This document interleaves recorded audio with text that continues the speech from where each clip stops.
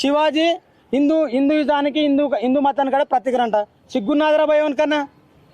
శివాజీని హిందూ మతము పీష్వా బ్రాహ్మణులు రాజరిక మన పరిపాలనకి రానియకుండా, తను రాజు పట్టాభిషేకం చేయనీయకుండా ఆ బ్రాహ్మణులోనే చిన్న కులమైన ఒక కర్ణపోయిని పట్టుకొచ్చి వాని తనువుకు తగ్గట్టు బంగారం లెక్కిస్తే వాడు తన బొటనవేలు కాలుకున్న బొటనవేలుతోని శివాజీ నోటి మీద బొట్టు పెట్టి పట్టాభిషేకం చేశారు.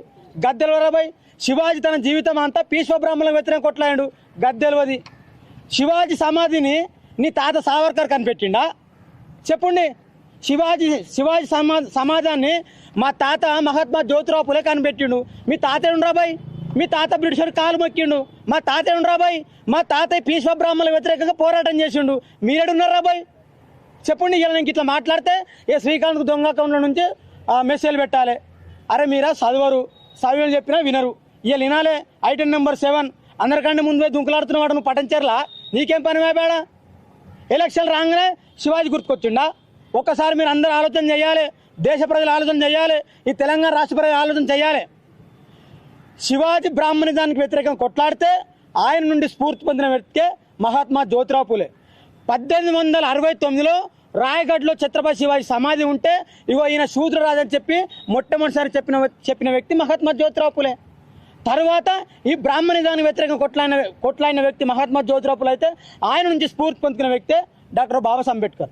తెల్లాపూర్ ప్రజలు ఎంత గొప్పవాళ్ళు. 2022లో అక్కడ ఉన్న సర్కిల్లా శూద్రరాజైన ఛత్రపతి శివాజీ విగ్రహం పెట్టాలని తీర్మానం చేసుకురు. తర్వాత ఈ దేశంలో బ్రాహ్మణిజానికి కత్తితో కుత్కల వరకు కోసిన మహాత్మా జ్యోతిరావు పులే విగ్రహం పెట్టాలని చెప్పి తీర్మానం చేసుకురు.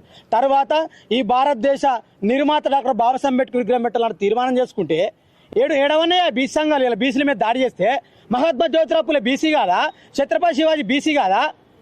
మనువాదుల వాళ్ళు మా వాళ్ళని వాళ్ళ ముద్ర వేసుకుంటే మరి నీ వాళ్ళ చరిత్ర నువ్వు చెప్పుకోవా? చెప్పు. పేరుకేమో పెద్ద సంఘాలు ఆయన మెడలు వంచుతా ఈయన మెడలు వంచుతా అని చెప్పిన వాళ్ళంతా ఎవరింట్లో మెడలు వంచిరువా?